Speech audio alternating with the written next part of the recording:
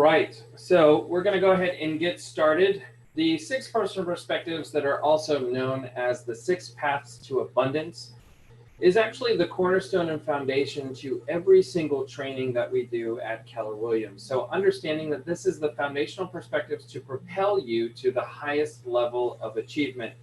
Gary Keller was studying the likes of Warren Buffett, Jack Welch, Steve Jobs, as well as Vanderbilt, Ford, major people within the American entrepreneurial industry, right? In that realm of how did they become successful? What were some of the habits that they had formed?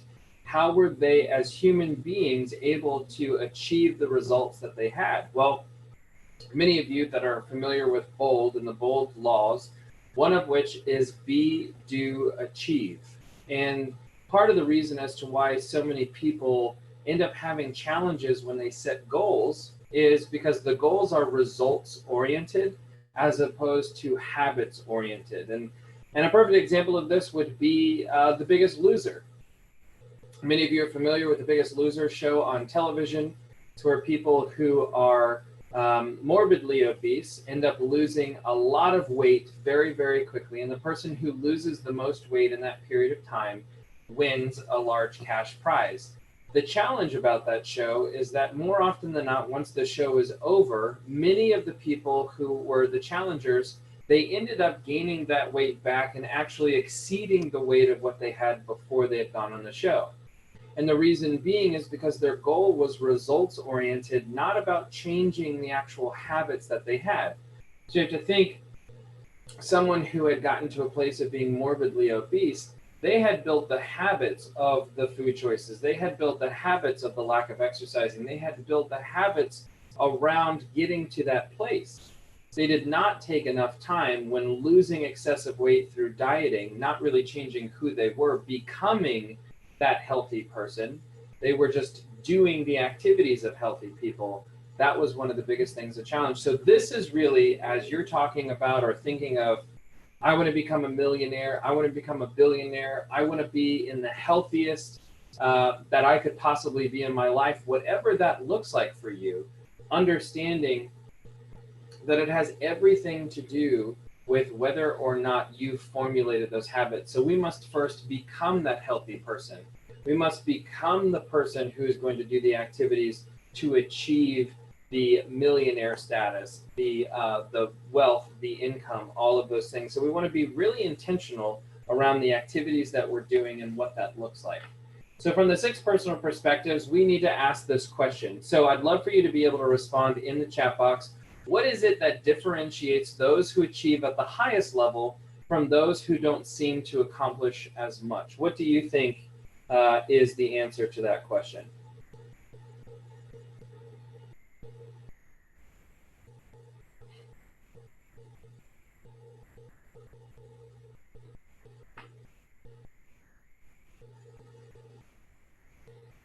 Okay, so Roy said consistency.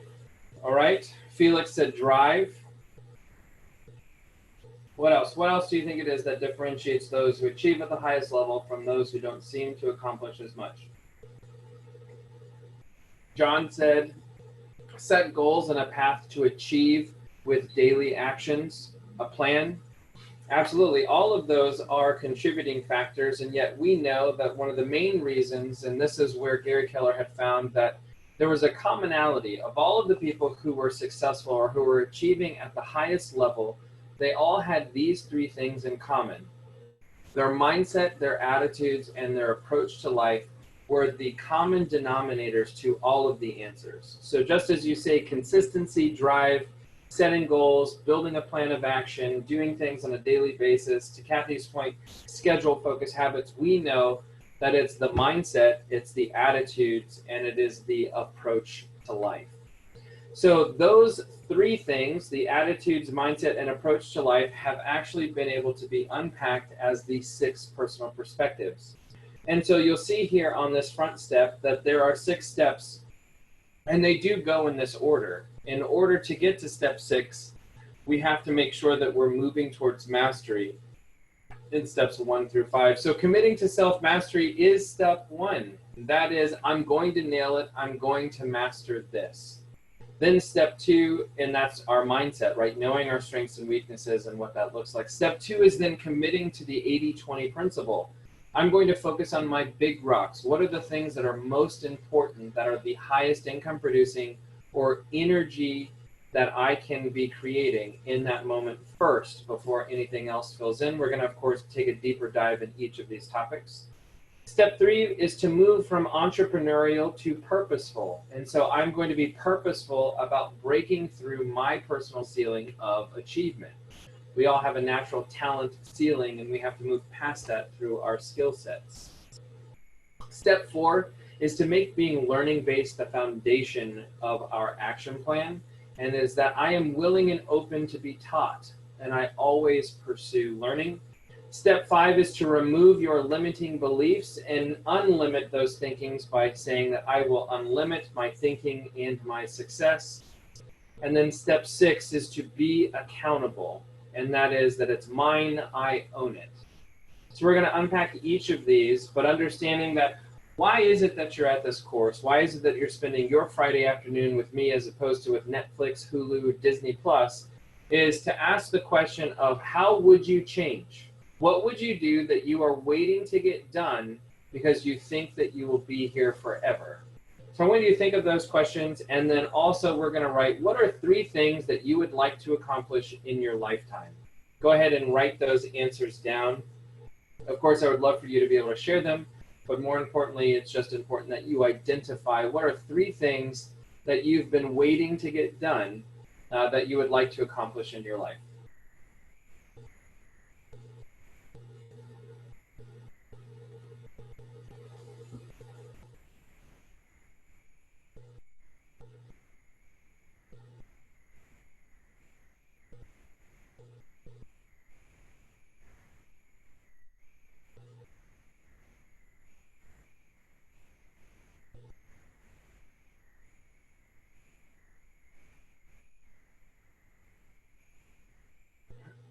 And if you're watching this as a recording in the future, whether it's on YouTube or it's on our Facebook page, go ahead and pause here so that you can make sure that you're answering these questions.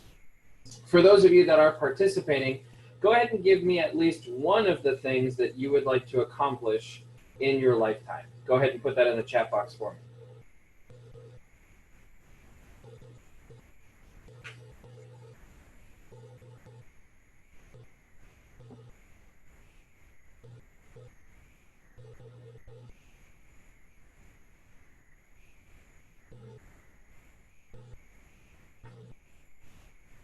Okay, so Kimberly would like to pay off her home. Yeah, absolutely. That's a big one. To have a sense of security, you always have a home and that it's been paid off and that you don't have to worry about it. That would be a wonderful one. What else? Someone else give me an idea or a goal that you have that you would like to accomplish in your lifetime.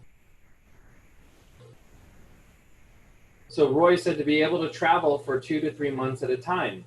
Yeah, so what is it that we have to do? What are some of the steps that we have to change about our current schedule, our current finances, our current goals in order to be able to travel for 2 or 3 months at a time? That is, that's a really good goal. What else? Give me one more and then we'll be able to move on. But don't cheat yourself. Make sure that you're actually going through at a later time and finish writing out all 3. I just need one more from someone who's a participant.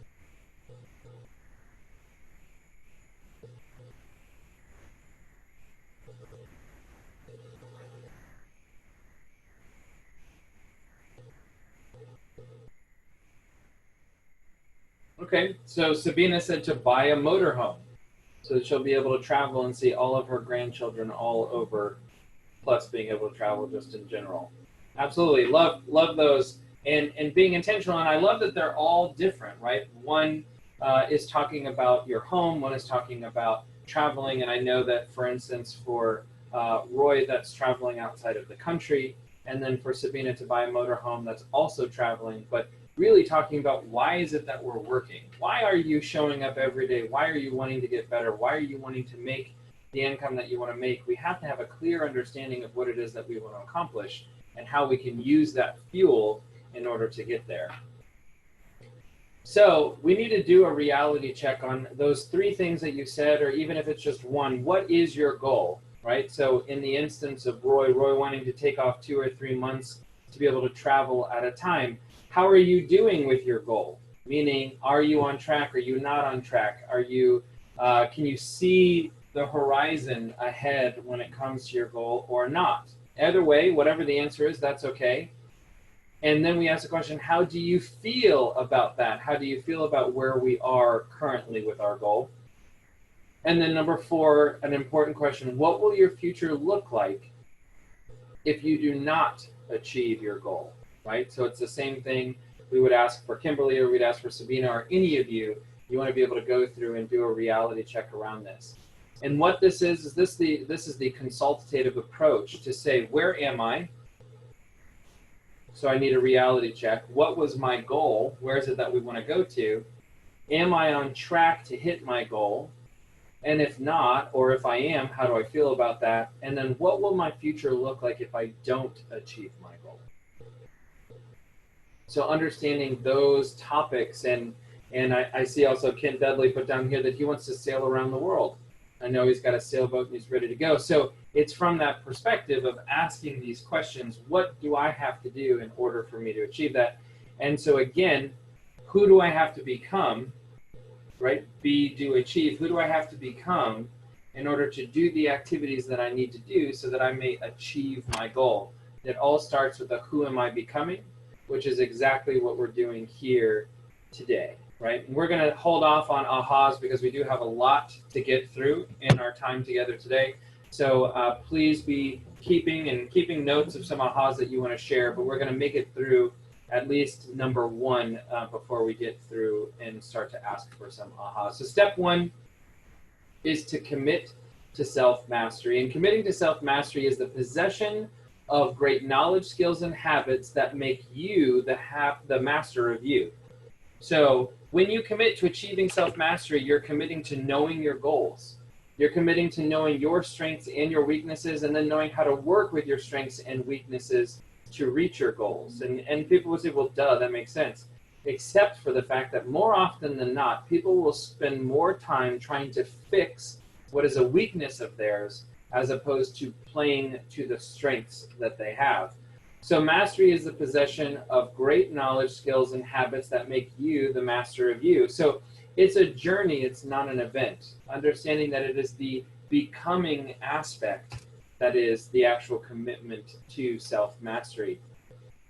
So achieving goals through self-mastery is, again, we want to list 3 obstacles that you think that might hinder your achievement of the goal that you wrote down.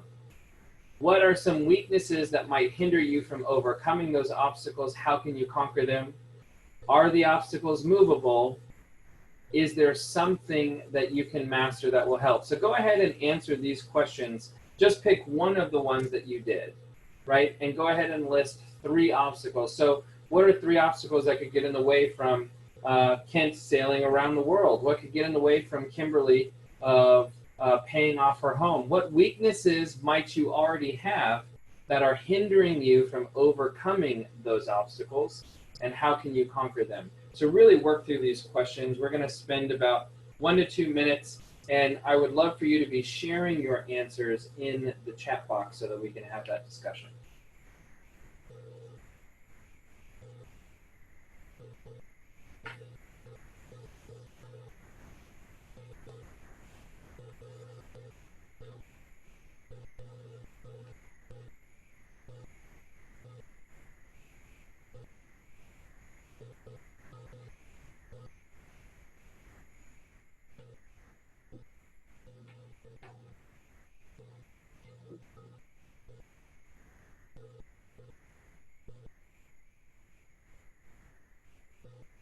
So instead of necessarily unpacking all of these, what I'm curious are, go ahead and write down what are some weaknesses that you might have that are going to hinder you from being able to overcome the obstacles that you've listed or being able to achieve your goal. Go ahead and put those in the chat box for me.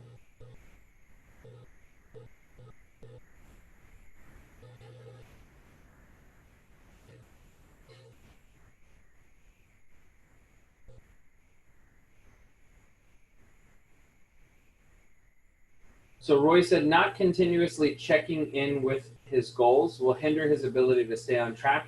It becomes more fuzzy and less defined by not consistently checking in on the goals. Yeah, absolutely. That is one, and knowing that if you have a tendency to do so, which is pretty much being human, that will absolutely be one. Thank you, Roy. Someone else give me an answer. What are some weaknesses that you might have that might hinder you from overcoming the obstacles that you have? Let's see. So Kent said one that's very real is that Michelle's son has to go to college, right?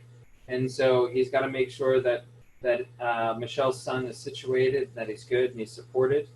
He's going to have to rent out the house to make sure that the house is taken care of while he's focused on sailing, so that he's not concerned about what's happening back here at the home base. Absolutely. What else? What else? Someone else give me, what's another obstacle that you might have? Kimberly said confidence and believing in herself and her capabilities. And then Sabina said about low self-esteem. I don't think that I can do it. And so we oftentimes know, and thank you both for being transparent about that, is where can we possibly look at some of those things? So are these obstacles movable? Right? So is self-esteem something that is movable? Is making sure that we're checking in with our goals consistently, is that an obstacle that we can move, that we can overcome, or is it something that is not movable, right? So looking at these, right, and absolutely knowing that they're movable and doing are two different things, and that's why we have to become in order to do and then to achieve, right? Let's keep going with some of these questions. So then we look at those questions and then we say, what habit do you need to then build, or what do you need to study to help you overcome those obstacles? And then what strengths do you feel that you have that will help you overcome each of these obstacles? Right, so we want to answer those questions as well. So what habits do you need to build, or what do you need to study to help you overcome your obstacles? And then what strengths do you feel that you have that will help you overcome each of the obstacles that you've identified? And go ahead and let's just focus on question number 4. I'd love to get some of those answers. What strengths do you feel that you have and that you possess already that will help you overcome some of the obstacles that you've said?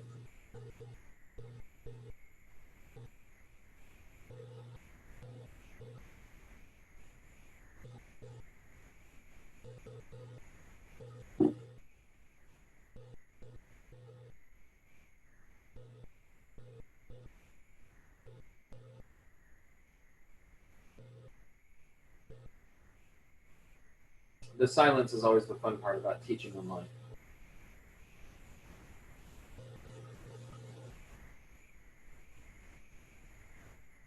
So John said, knowing that more effort in the right direction is always worth it. Okay. Kimberly, when I'm confident about something, I am assertive. So that would be one of those, which is to say, how do we gain more confidence? Knowing how you gain confidence on a particular subject, and then knowing we need to just do those activities. Those are the steps that we can do in order to maximize on that level of confidence, right? To get you to a place of being assertive.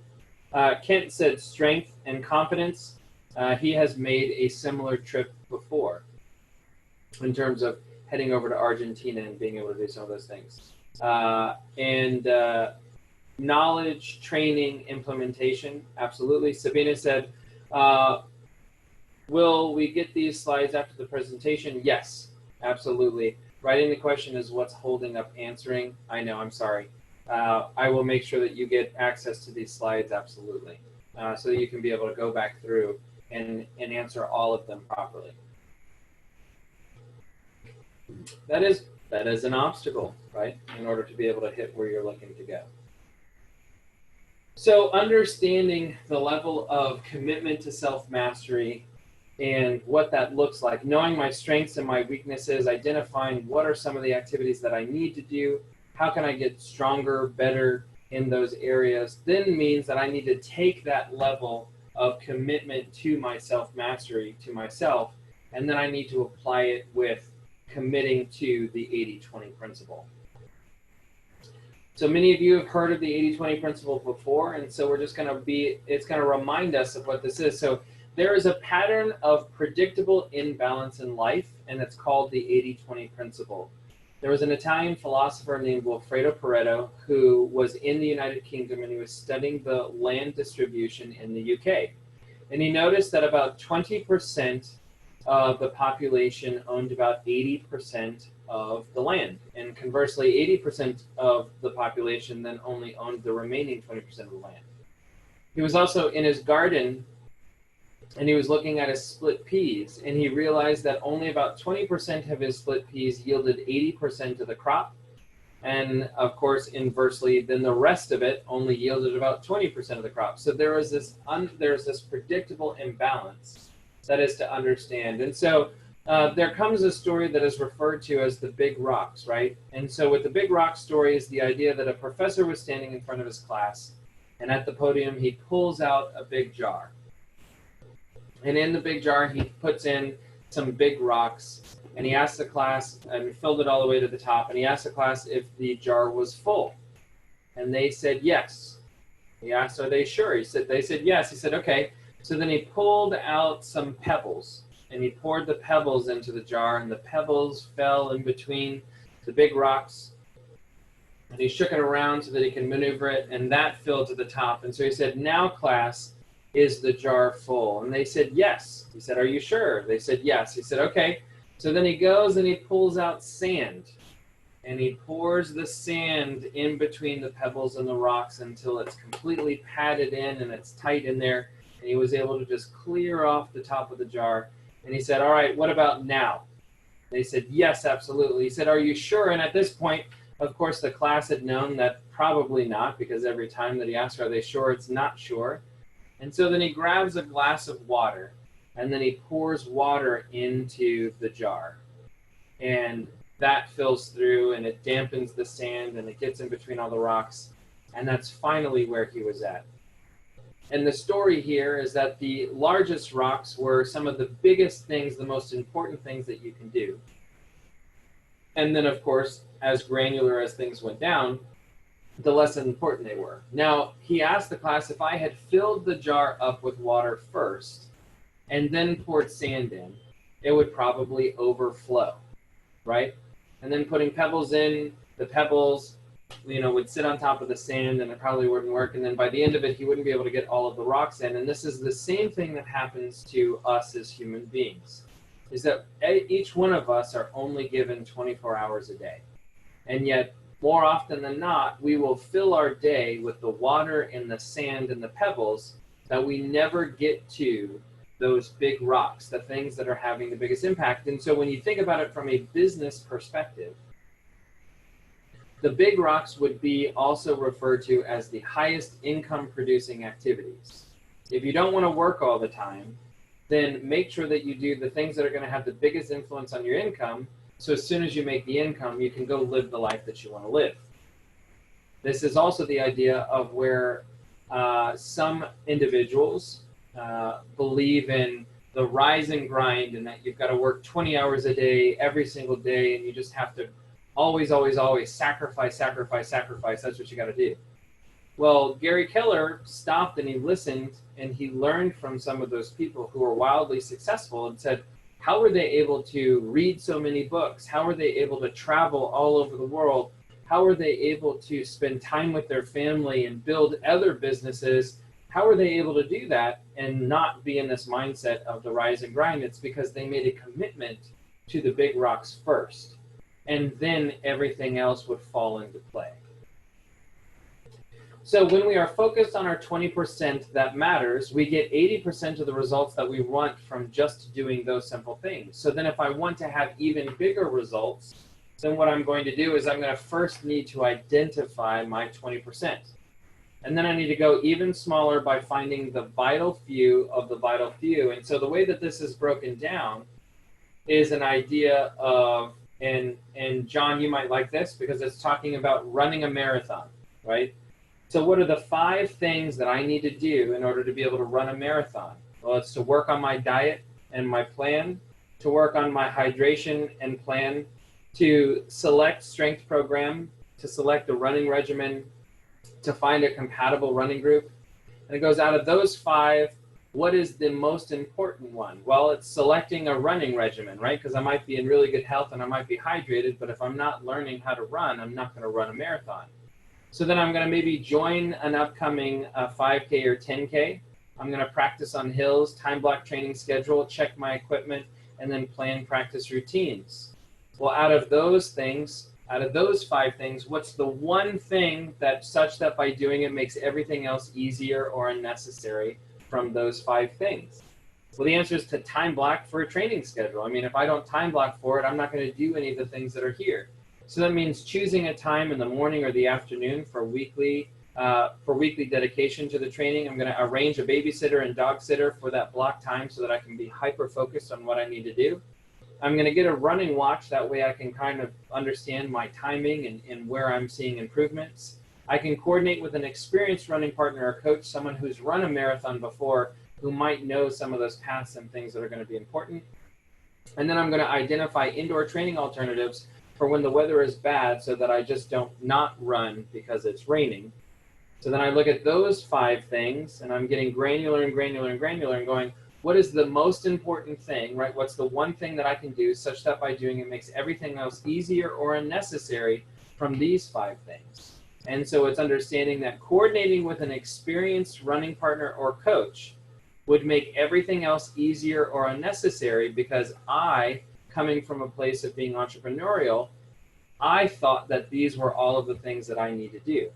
But instead, if I coordinate with an experienced running partner or coach, I might find that a lot of the stuff that was on this list might be completely unnecessary or completely irrelevant. And so this is why, when committing to an 80-20 principle and taking a to-do list and building a success list and saying, if I only had 1 hour today to dedicate to my business, what is the one thing such that by doing it would make everything else easier or unnecessary? So you take all of those options, all of those opportunities, and we really drill down. And so then you find that one activity, and then you expand upon it because it's going to have the biggest impact on either money, time, or energy. So when you talk about writing down the goal from the beginning, right, and you want to list as many things that you can think of that by doing could actually make your goal a reality, and then you want to create a success list by circling those tasks that you are going to do that's going to have the biggest impact on your goal. And then you need to identify what is the one thing that you can do such that by doing it is going to make everything else easier or unnecessary. We are going to do this process. So it does say 5 to 7 minutes. If you could do me a favor and try to stay within 5 minutes, just take one of the goals that you had, identify all of the things that could possibly lead your goal to becoming a reality. You're going to circle what are the ones that are going to be the biggest success indicators, and then I want you to identify what is the one thing that you can do such that by doing is going to make everything else easier or unnecessary about your list. Go ahead and do that now, and when you have your one thing, I'd love for you to be able to put it in the chat box for me.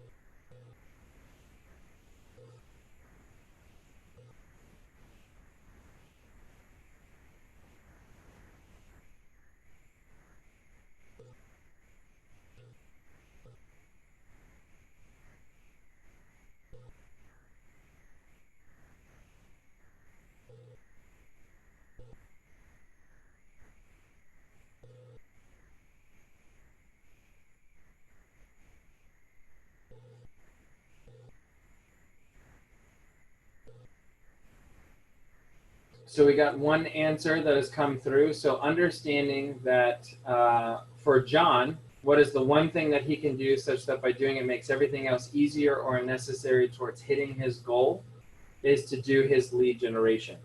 And Kimberly Madrick had a similar one about a goal for her business or paying off her home, is that time blocking for lead generation and education is the single most important thing that she does, because if she doesn't time block for it, she's not going to do it. If she doesn't do it, she's not going to achieve her goal. Great job, John and Kimberly. Those are both great answers. What else? What else? What is the one thing that you need to do such that by doing it makes everything else easier or unnecessary about making your goal a reality?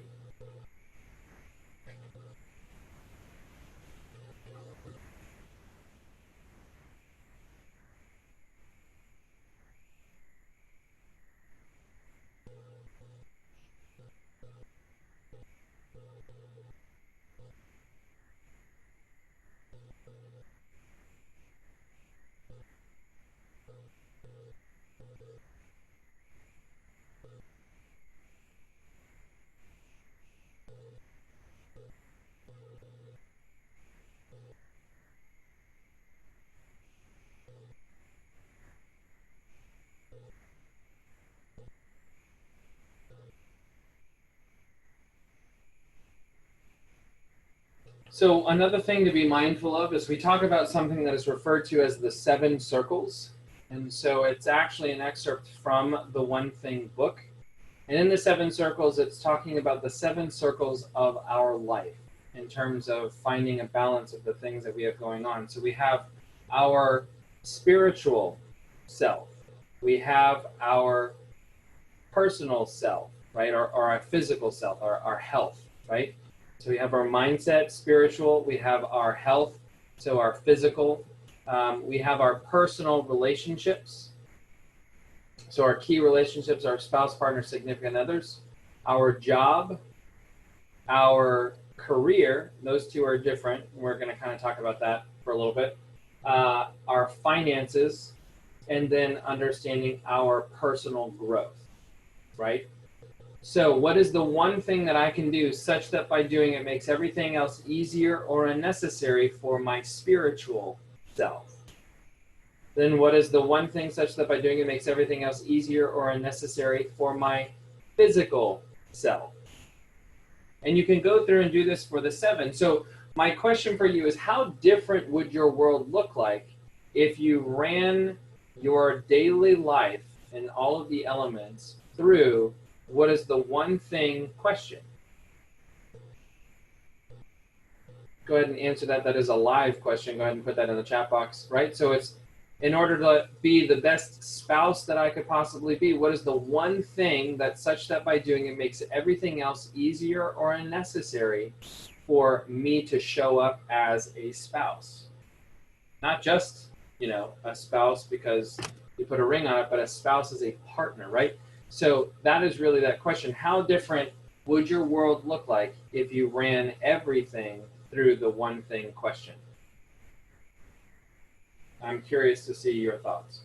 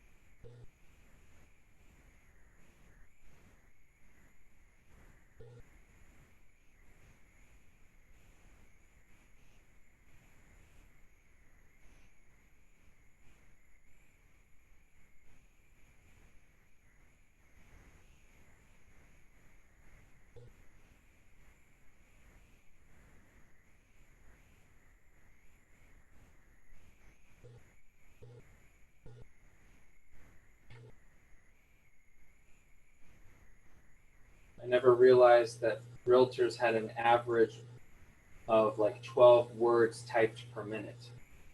Remember, participation. I know it's 1 o'clock in the afternoon. I don't know what many of you are doing, but we are here. I am here. I'm here for you. I'm here to pour into you. And so I would love your participation. So yeah, for Kimberly, she's talking about being present, right? How different would it be if you filtered everything through the one thing question?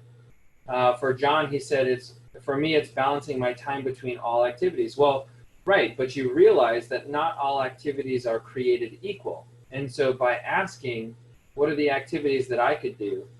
Then that such that by doing it makes everything else easier and necessary, because I realize that out of the 10 things that I can do, there's only going to be about 2 of them that are going to have the biggest impact on moving me towards my goal. Roy said, I would feel a lot more accomplished at the end of every day. I don't know. Well, there, and then also to that, maybe it was a Freudian slip. Roy actually wrote, I would feel a lot more accomplished at the end of my days. Right? Either way, one's a little bit more philosophical, Roy. The other one is a little bit more activity bound, but either way, it is fair enough, right? Yeah. And it's not always going to be this way, because we do get caught up in the minutiae, but we realize that there's priorities, and that when we build a priority list, and that we know that there is one thing that once I've done that at a really high level, then I earn the right to move on to the second thing on my list. But until I earn the right to move on to the second thing, then the one thing has to be so strong that's such that by doing it makes everything else easier or unnecessary. So one of the ways that you can do this is by using your 411. So you can set your weekly goals that then correspond to your larger monthly goals. Your monthly goals then correspond to your larger annual goals. You then make sure that your weekly goals are a success list, not a to-do list like what we were talking about. We then want to plan our weekly goals and activities no more than 1 week in advance.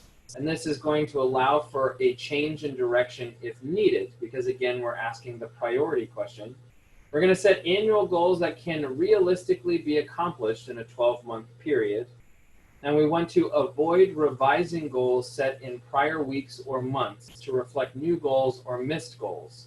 So the goal doesn't change, but the activities on a weekly basis might change as we maneuver closer to hitting our goal. So a sample of what this would look like, right, is what is the priority list for the job? And so for Mike, the mega agent, this is the idea that he's going to attend 5 listing appointments in that week. He's going to close 1 buyer contract, and he's going to lead generate for 3 hours a day. Those are the priorities that he needs to do in order to hit his monthly goal of having 5 listings, 2 listings sold, 2 buyers in escrow, 3 buyers closing, 15 listing appointments for the entire month, and to lead generate for 3 hours a day every single day. Then for his business, so remember, job is different than business. As the job, he is the listing specialist. As the business, he is the business owner, and that's future career. So for his business, what are some of the priorities that he has is to interview 2 candidates for the buyer specialist position, to teach his Camp 443, to lead the ALC committee meeting, and then to work on materials for his investor farm. For his personal financial, he set up a goal of previewing potential investment properties and then make a loan payment. And then for personal, he wants to read the first 50 pages of Shift, attend Jazzercise Monday and Wednesday, and then call the community college regarding upcoming Spanish course. Right? So these are the things that are, what are the things such that by doing it are going to have the biggest impact? Because remember, if we then look at his monthly goals, his monthly goal is to refine his lead follow-up system, have 4 buyer specialist closings per month, hire a new buyer specialist, have $60,000 of gross commission income each month, develop the investor farm strategy. For his personal financial goals for the month is he wants to purchase a investment property and he wants to make his loan payment. And then for his actual personal self or personal growth, he wants to read Shift, he wants to attend Jazzercise, and he wants to research a local college for an upcoming Spanish course because he wants to learn. Notice that this is not a to-do list, but that this is an action list. What are the biggest activities that I can do, such that by doing it's going to make everything else easier and necessary to hit my overall goal. So you will then build your own 411. Many of you have already met with me to do this in the past, but I encourage you to build your 411 as well. If you need a copy of it, I will also include it when I include these slides. So whether you need it or not, I'm just going to include that. So we'll definitely make sure that I get those to you. And so then, like Kimberly said, we need to time block and manage our 80-20. So people think that there's never enough time to be successful, but there is when you time block and you prioritize, right? Again, it's not a to-do list. It is a get to-do list or a priority list. So 4 keys to successful time blocking is that you want to be consistent enough that you actually set the habit. We know that it takes about 66 days to set a habit, and that equates to about 3 months of business days. Is going to equate to our 66-day challenge. You want to be thoughtful and purposeful about the items that you actually put on your calendar. We want to always time block for the big rocks first. Our 20% that ensures your success and the success of your business. And then if it's a part of your 20%, if you erase, you must replace. This is not the same thing for your 80%, and it is not the same thing for the less important stuff. Oh, I need to go to the mall. Oh, well, since I erased it, I must replace it. No. If it's about lead generation, maybe. If it's about interviewing a buyer specialist, maybe. If it's about reading a book because that was important to you, then absolutely, if you erase, you must replace. So this is telling you to refer to your weekly goals on your 411 and then to time block what a typical day is going to look like. I'm going to ask that you do this as homework. Again, this course at minimum is normally taught in a 3-hour time frame. We have it scheduled for 2, and I want to be respectful for your time. So this is going to be quite a bit of going over the material and getting you comfortable with it. And you are going to be building an action plan of actually taking this information and putting it into your day-to-day activities. So you want to time block what a typical day looks like if you are to achieve the goals that you've set out for the week. And then you have to protect your time block. So the world doesn't know your purpose and priorities, and it isn't their responsibility to know them. It is your responsibility to not only own them, but to protect them. So we want to build a bunker. Make sure that you turn off your phone, you turn off notifications, you make sure that you're in a position to where you're not going to have that many distractions. For me personally, if I'm home, I'm going to sweep, I'm going to take the dogs out, I'm going to fold the laundry, I'm going to do the dishes, I'm going to take a step, I'm going to walk around, I'm going to be distracted. I know that that's how I work. I function better in an office environment. So I build a bunker, I shut my door, I'm in this place. I store provisions, right? So I have my water, and I have my coffee, and I have my oranges, and I have my granola bars. So if I ever need a snack, I have them here. Then you sweep for minds. Where are some of the areas that we might have things blow up on us? So again, sweeping for minds for me is something like removing the push notifications from my phone.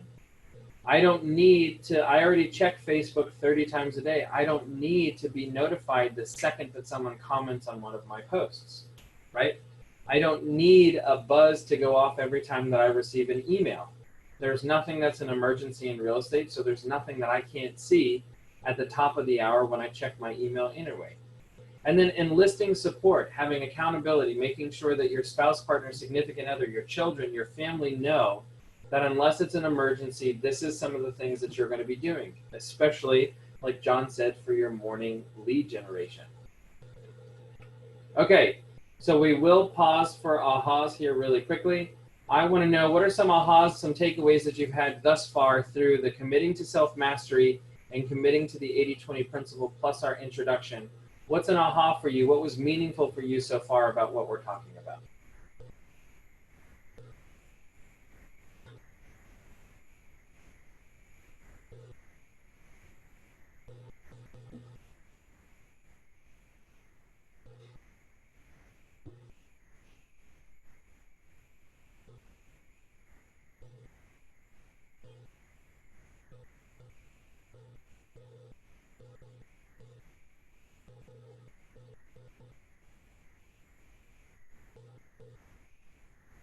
Kimberly said that strengths and weaknesses and what I can do to overcome those weaknesses. Roy said it always boils down to the basics: lead generation, time blocking, and consistency. John said the importance of focusing on what it takes to succeed. Absolutely agree with that. Sabina, I like the detailed 411 covering not only work goals, but personal, financial, etc. Yeah, no, I definitely agree. That goes back to those 7 circles, right? All right, so let's then move on to step 3, which is what we've been talking about, moving from entrepreneurial to purposeful. And so understanding that naturally everyone is going to have a natural ceiling. I don't know about you, but when I was in grade school came pretty easy for me. I didn't have to study too much. I got good grades, and that was all good and dandy until I got to college. And then I wasn't getting as good grades. I wasn't paying attention. It required me to study. It required me to do self-teaching. It required me to do self-reflection. And I kept hitting a ceiling. And so that was my ceiling. I was doing well, naturally talented up until I got to college.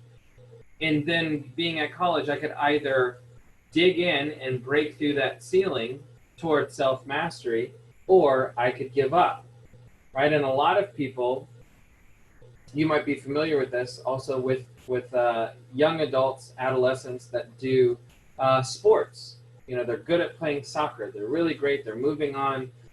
They think that they're going to be on an Olympic track, right? They're going to go in that direction, and then they hit a plateau.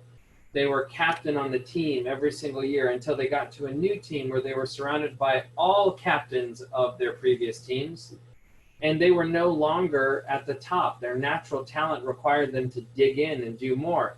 And so a lot of people give up because they hit their natural talent, they hit their natural ceiling, and they could make the executive decision in that moment to either push through, be learning-based, and break through and move to purposeful, or to give up.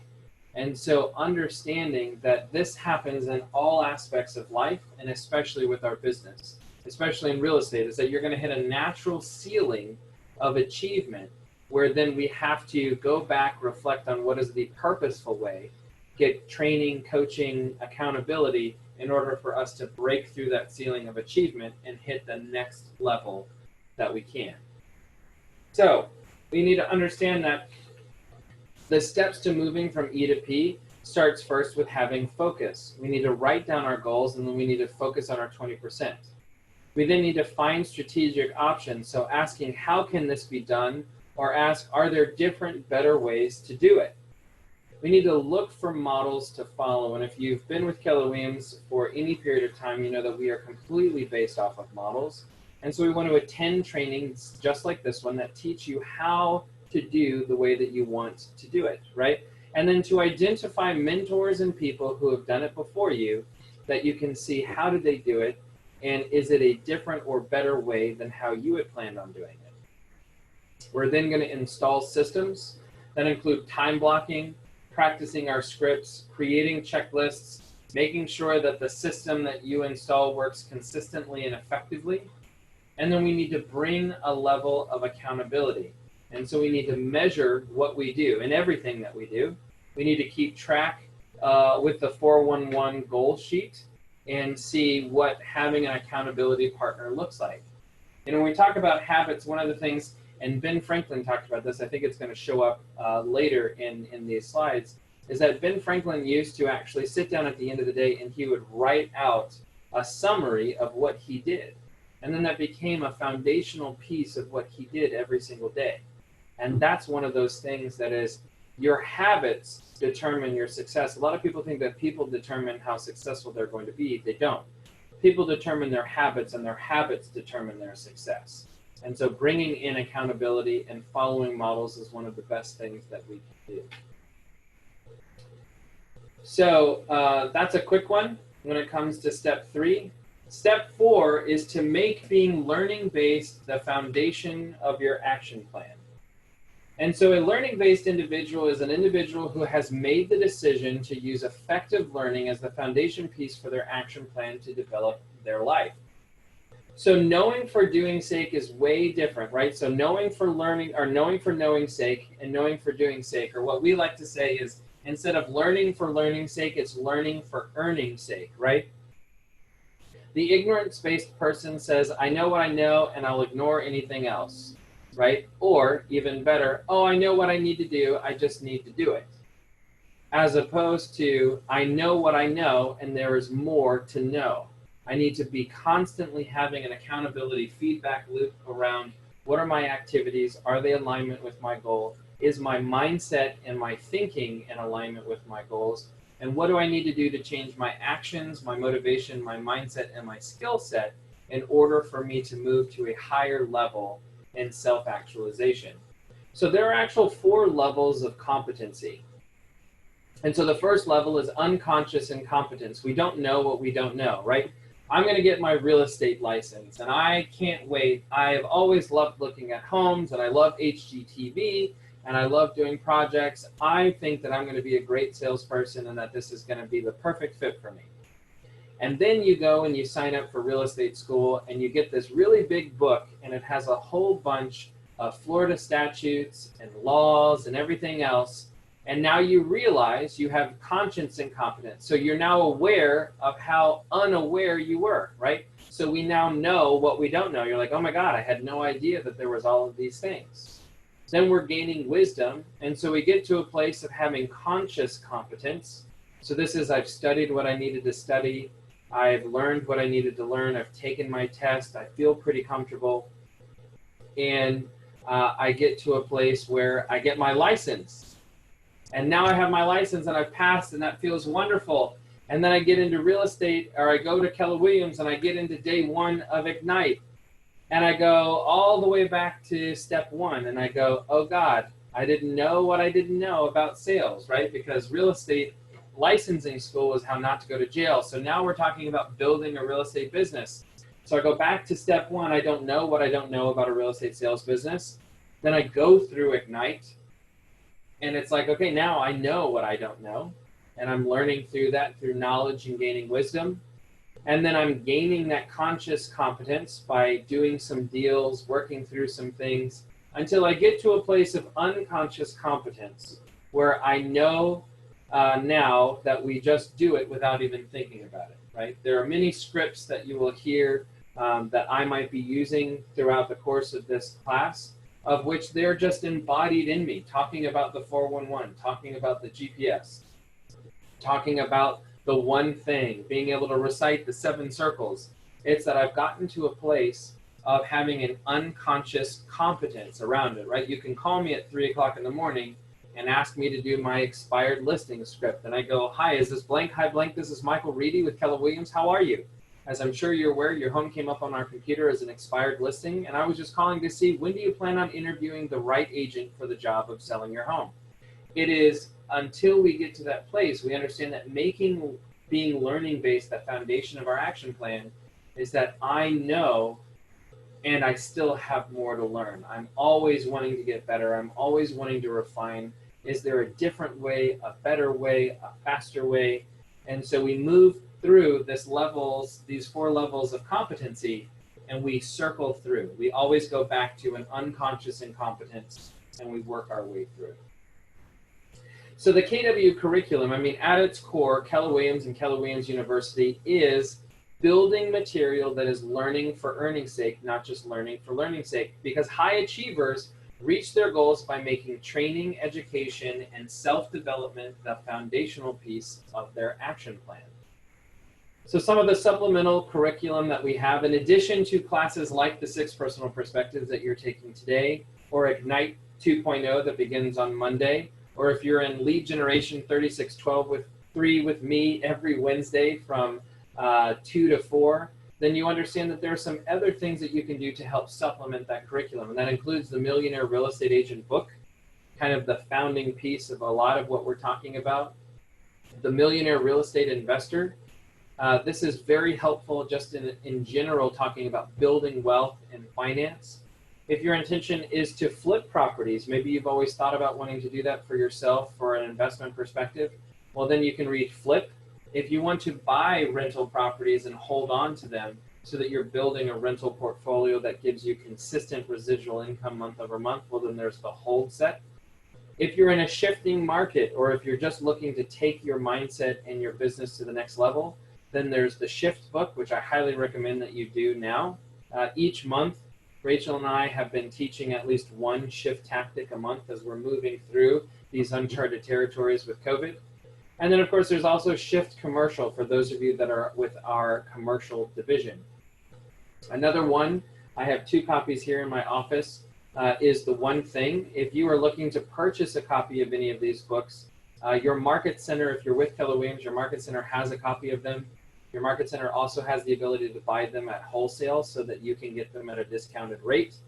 You can, of course, buy them on Amazon or with any bookstore, online or in person. But just so that you know, your Market Center does have a copy of these that you would be able to buy. The One Thing, again, is Gary Keller's book of where he's taking the thinking and the learnings, and this applies to anybody and everybody. It's not a real estate book at all. It's really about self-mastery and what we're talking about today.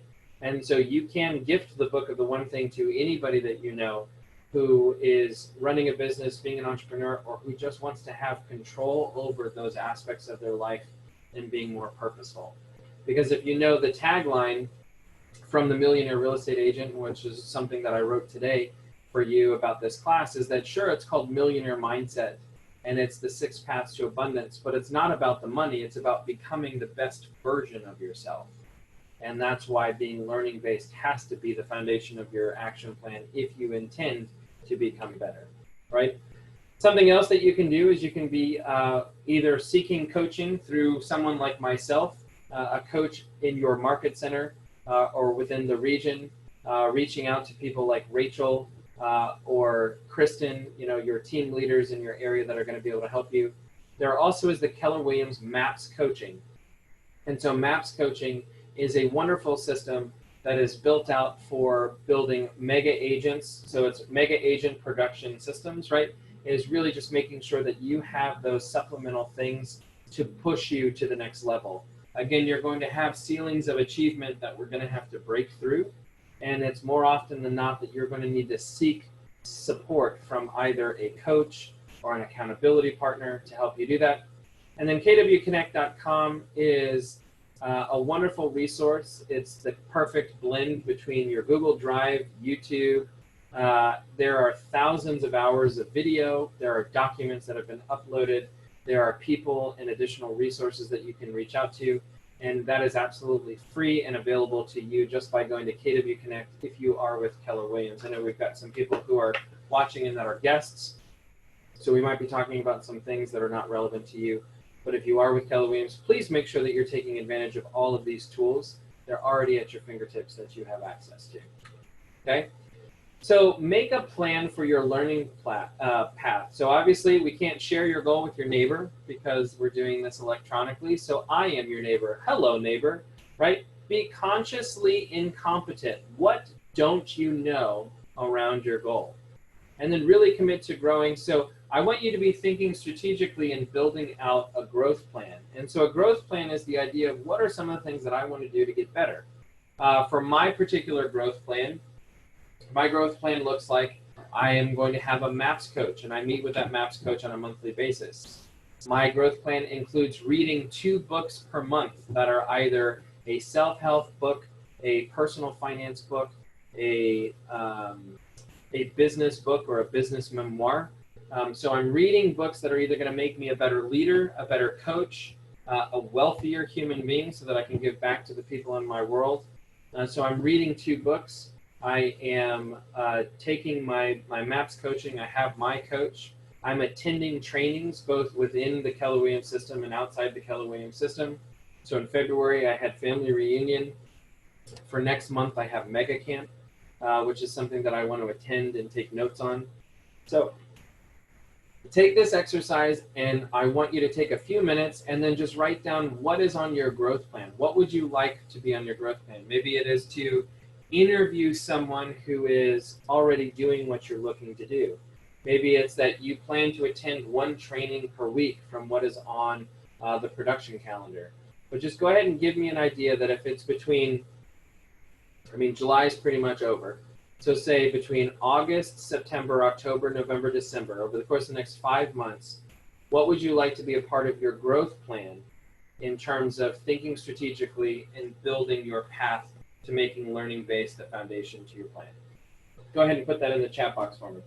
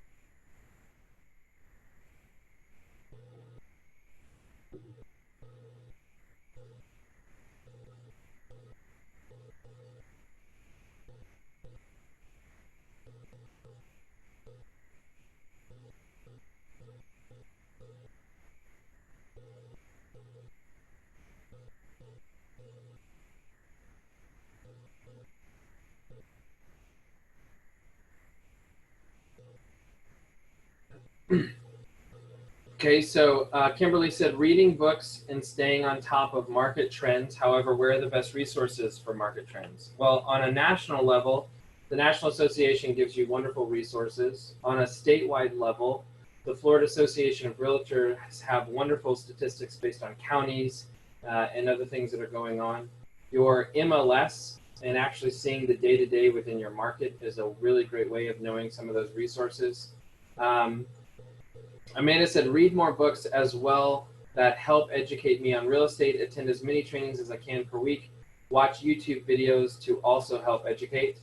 John said, acquiring the skills to complete transactions. All right, and I love all of those, and I want to challenge you to take them to the next level. And what I mean by that is make them SMART goals.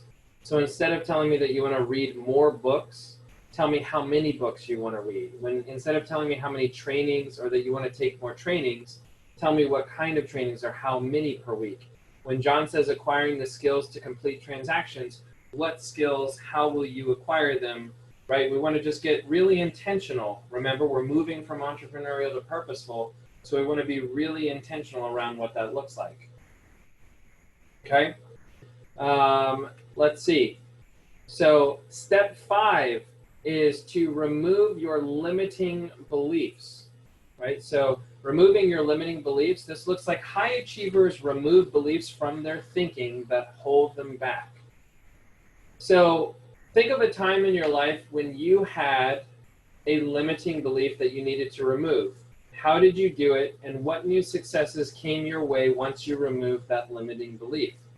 I would love to hear an example from someone that comes from this exercise.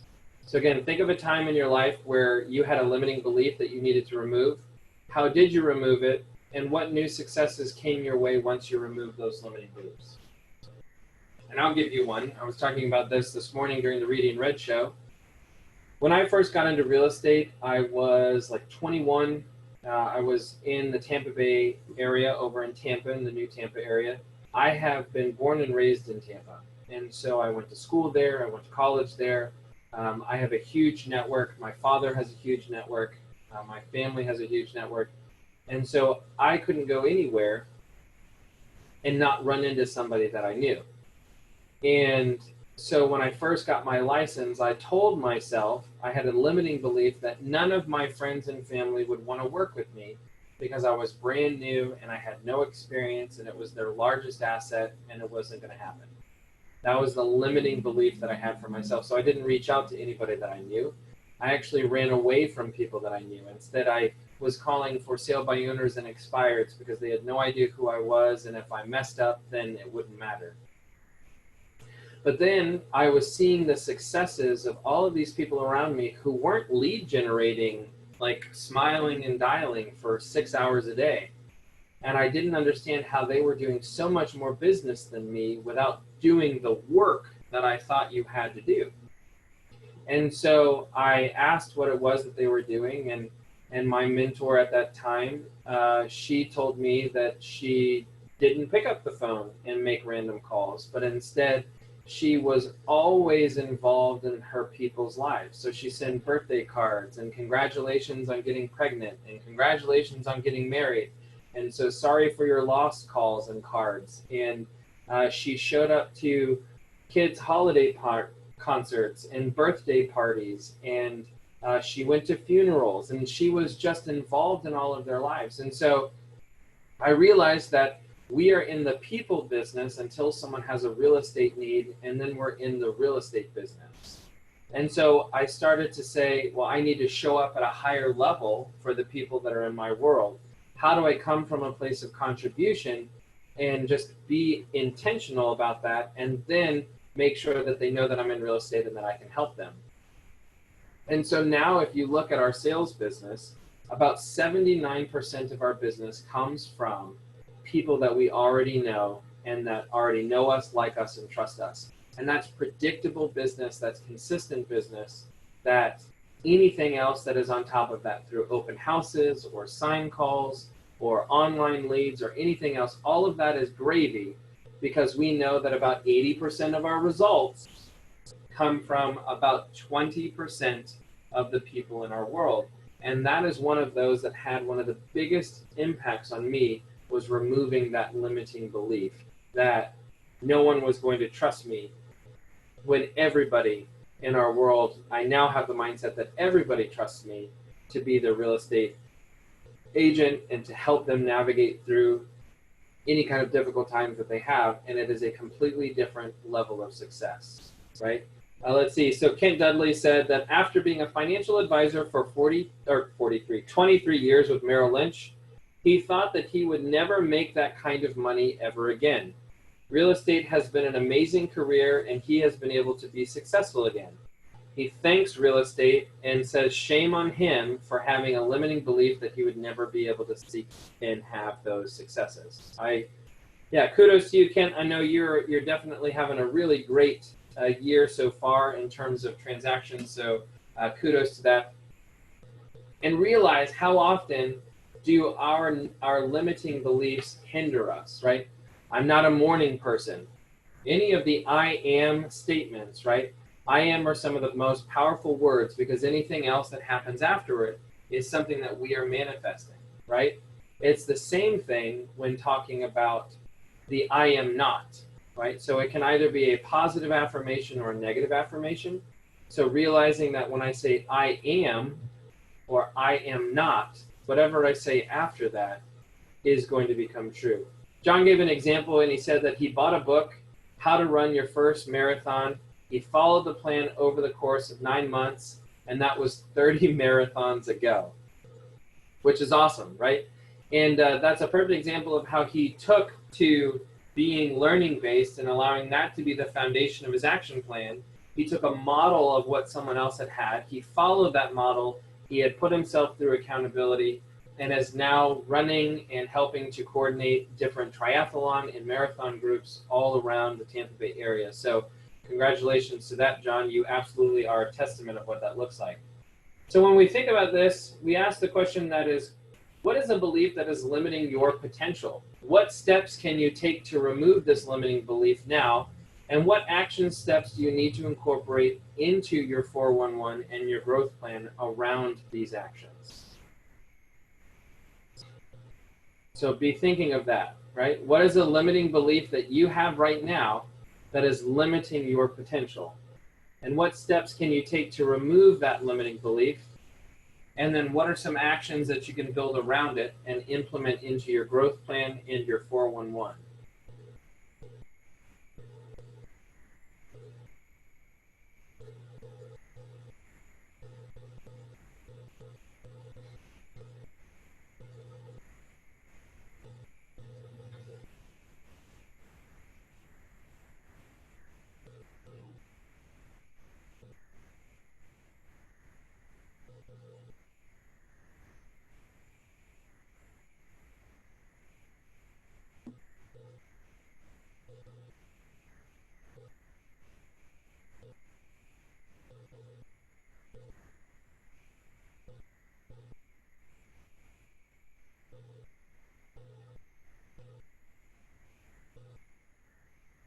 So if you don't necessarily feel comfortable with a current limiting belief, then I would love to hear from you some examples of what steps are you planning to take to remove the limiting belief that you wrote down.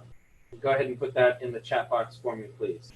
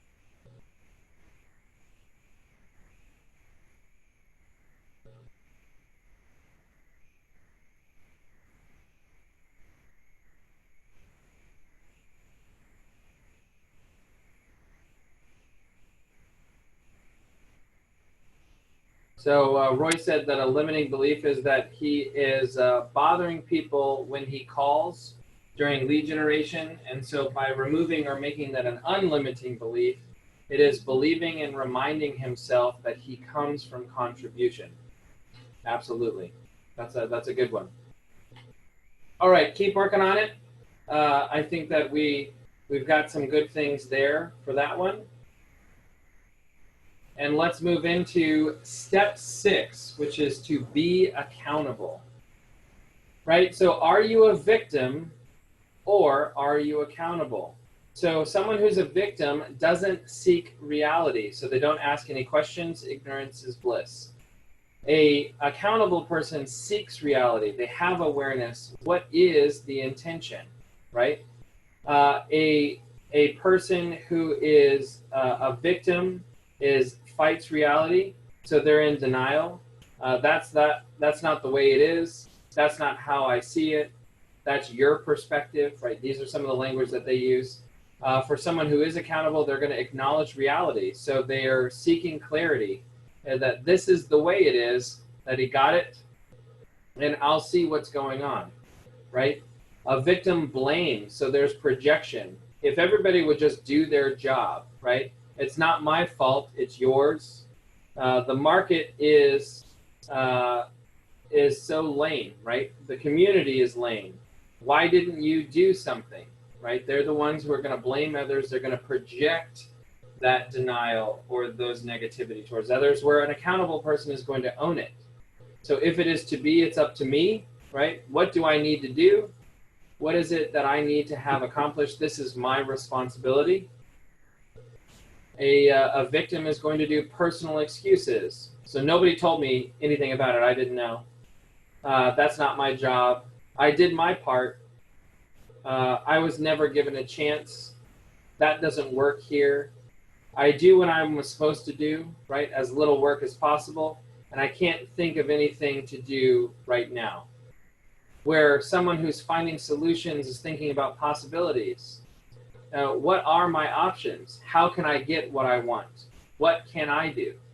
Right? And then, of course, the person who's a victim waits and hopes. So it is, if it was supposed to be, it would have happened. Let's just see. Let's just wait and see, right? That kind of person, where someone who is taking accountability gets on with it. So let's get started, right? Time's up. Let's go. This is what I will do. I was never given a chance, but I'm going to do it anyway. Okay, let's do it. Let's go on with it. It's moving forward and understanding what that looks like. So being a victim, they don't seek reality. They fight reality. They blame. They have personal excuses. They wait and hope. Where being accountable, they seek reality. They acknowledge reality. They own it for what it is. They find solution and they get on with it. Being accountable. Many of you have heard this quote, especially if you've been listening to or reading Brene Brown. And this is Theodore Roosevelt's The Man in the Arena. It is not the critic who counts, not the man who points out how the strong man stumbles or where the doer of deeds could have done them better. The credit belongs to the man who is actually in the arena, whose face is marred by dust and sweat and blood, who strives valiantly, who errs, who comes short again and again, because there is no effort without error and shortcoming. But who does actually strive to do the deeds, who knows great enthusiasm, the great devotions, who spends himself in a worthy cause, who at the best knows in the end the triumph of high achievement, and who at the worst, if he fails, at least fails while daring greatly, so that his place shall never be with those cold and timid souls who neither know victory nor defeat. And so this is something that many people will put down and say, I would rather do the activities. We've had this quote come up quite a bit this week in terms of you will be remembered for the activities that you do, not your intentions, right? And so it is not to have the best of intentions. We cannot have intentions set on, I intend to be successful, but I don't plan to do anything to get there. I intend to be at the best health that I possibly can, but don't intend to take any steps to get there. You absolutely have to understand that accountability has action built into it, right? And so we understand that accountability, the people in Mo's box. So Mo Anderson was the CEO of Keller Williams, the first CEO hired after Gary Keller. And so understanding that for Mo, just as we kind of talked about those circles, is she's saying, who are the wealth determiners? So who are the people that hold her accountable for her financial success? And she had those names there. Who are the people that hold her accountable for her spiritual success? And she has those names there. Who is holding her accountable to her physical success? And who holds her accountable to her business success? So who are the people in your box? Do you have a financial, spiritual, physical, and business coach? Or are you just winging it? Using the people in the box graphic in your manual, which is the one that we just looked at, right? Go ahead and write down who could possibly hold you accountable, and in what ways are you already being held accountable in those areas. So go ahead and take this time, think of who can hold you accountable financially, spiritually, physically, and business. Oftentimes they're not the same person, right? So one person is probably not going to hold you accountable in all four of these, but you might have some that fall into more than one category. Go ahead and think of who are the people that would be in your box.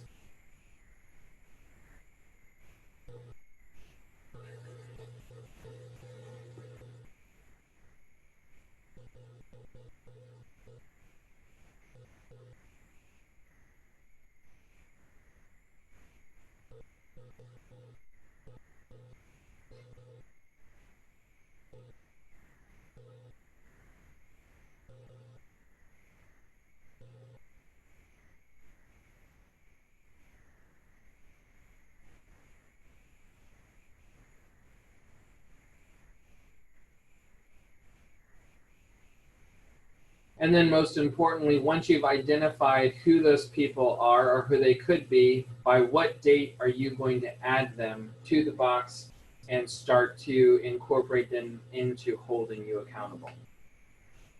Or the opposite, it might be, I don't have anybody that can hold me financially accountable. So then by when do you want to identify that person and then add them to the box? Maybe it is, I want to find, research, interview, and have a financial advisor in my financial box or my financial circle by the end of August or by August 15th. Maybe I don't have anybody that's holding me physically accountable. So maybe I want to identify, research, identify, interview a potential personal trainer that I can put in the physical box of my success. We understand that, or should understand, that self-accountability is a mirage. Right? It looks like it's there. It almost looks like you can reach out and touch it, but just like a mirage, it's actually not. And so we realize that we are not accountable We can have the act of being accountable or the act of accountability, but we are not personally accountable. We must hold ourselves and others to hold us accountable in order for us to really achieve and exceed our goals.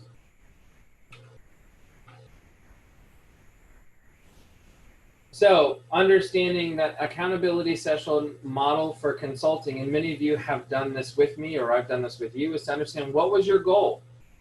How did you do? So what was your goal this last week? Oh, well, my goal was to talk to 20 people. Okay, how did you do? I talked to 10. How does that make you feel? Well, it makes me feel like I came up short. Okay, so based on the fact that it makes you feel like you came up short, what is your goal and what do you need to do now for this next week? And then is there anything that might keep you from doing that this week, right? So, oh, well, I didn't hit my 20, so I want to do another week. I want to hit my 20. Is there anything that might keep you from doing that 20 that you might just have another week of only hitting 10? And then if you needed training or support to do this, what might that be or what might that look like? So this is an accountability session model for coaching and consulting. This is one that you could use this for your spouse, partner, significant other. You can use this for anybody and everybody in your world, your children. It's a wonderful tool to really dig down and say, what is the goal? What's my reality? How do I feel about it? What's the way forward? And do I need additional support, or can I identify potential obstacles that would get in my way?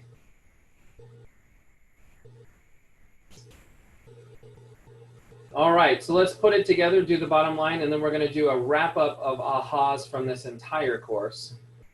So understanding that in order to become a higher achiever, that for each perspective, I would like for you to write down the one thing that you would like to implement around committing to self-mastery, committing to the 80-20 principle, moving from entrepreneurial to purposeful, making being learning-based the foundation of your action plan, removing your limiting beliefs, and then being accountable.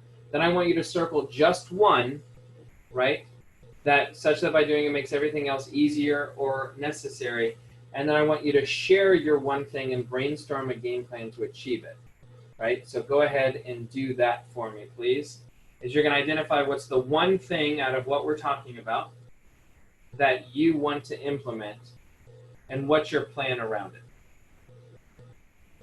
So pick one of the steps that are here and then tell me how you plan to either commit to self-mastery, how you plan to move from E to P, how you plan to remove your limiting beliefs, how you plan to be accountable.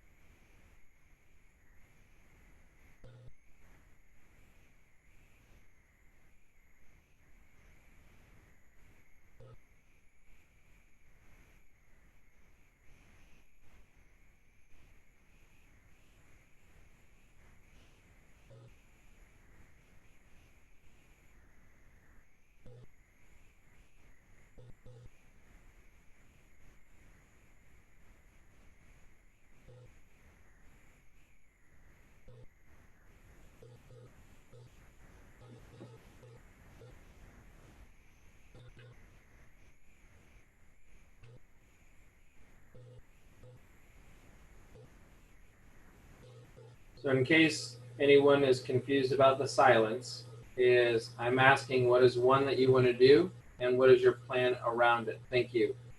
Roy will redefine his goals in a clearer, more measurable way, as well as the actions necessary to get there. He wants to be able to measure progress easier and keep himself accountable. Kimberly is focused on removing limiting beliefs, and she will be making phone calls and being present in order to do so. John is focused on learning and taking those steps that he's learning, such as open houses, which are bringing in a lot of lessons. So he's making being learning-based the foundation of his action plan. Awesome job. Okay. One more. Someone give me one more.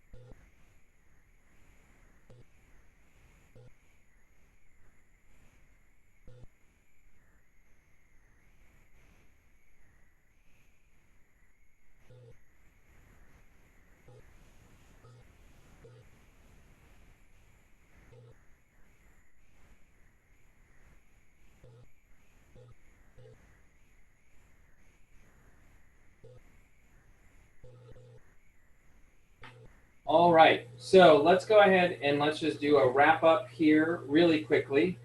And I would just love to hear from you all in all out of this entire course. We spent the last 2.5 hours together. What are some of the biggest ahas, those takeaways for you? And I want to remind you that AHA stands for agents helping agents, or associates helping associates, or another word that's not in culture helping another word that's not in culture. Whatever you want it to be, the point being is that you are able to take things away, and there might be someone else that is on this training with you that has heard something that maybe had an impact on them more than it did on you, or maybe you completely missed something. And so by sharing with one another on what we've learned in this time that we've spent together, this is really where we can also help solidify some of these lessons, not only for ourselves, but for others. So please go ahead and put in the chat box, what are some of your biggest takeaways from today? What was meaningful or had an impact on you from today's class? We're going to do a couple of ahas, and then I'm going to give you back the rest of your Friday afternoon.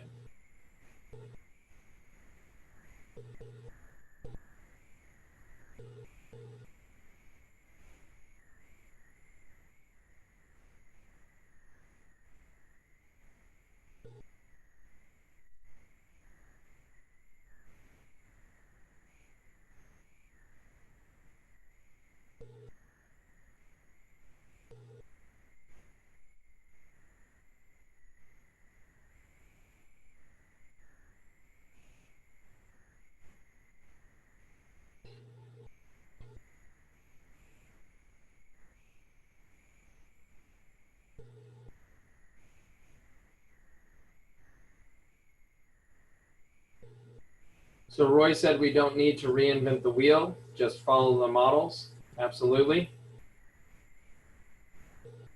What else?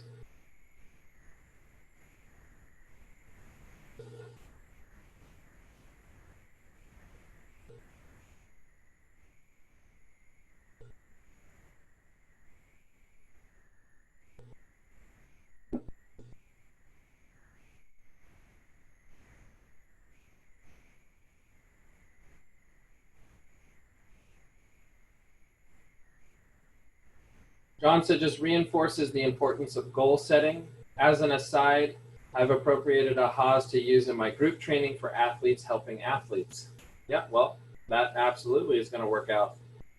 Look at that play on acronym. Awesome job, John. What else? So Kimberly said being committed and asking for help. Yeah, those are big ones, right? Knowing and understanding that asking for help is just a form of accountability in making sure that we gain clarity, that we're being learning based, and that someone can help us to achieve our goals. Awesome. Good point, Kimberly. All right, one more aha, and then we're out of here.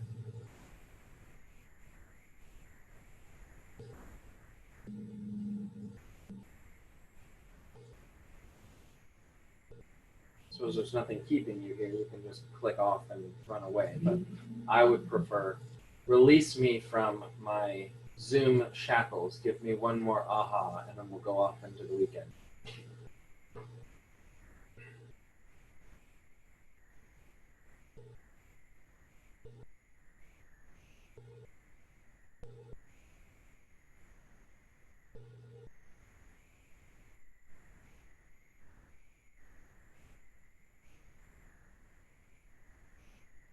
And Kimberly said, so setting specific goals. So making sure that when you're setting an action plan that it's not being vague, right? I want to read more books, but how many books specifically? What type of books? Yeah, absolutely. Setting SMART goals or setting specific goals, right? So SMART standing for specific, measurable, action-oriented, realistic, and time-bound. Absolutely.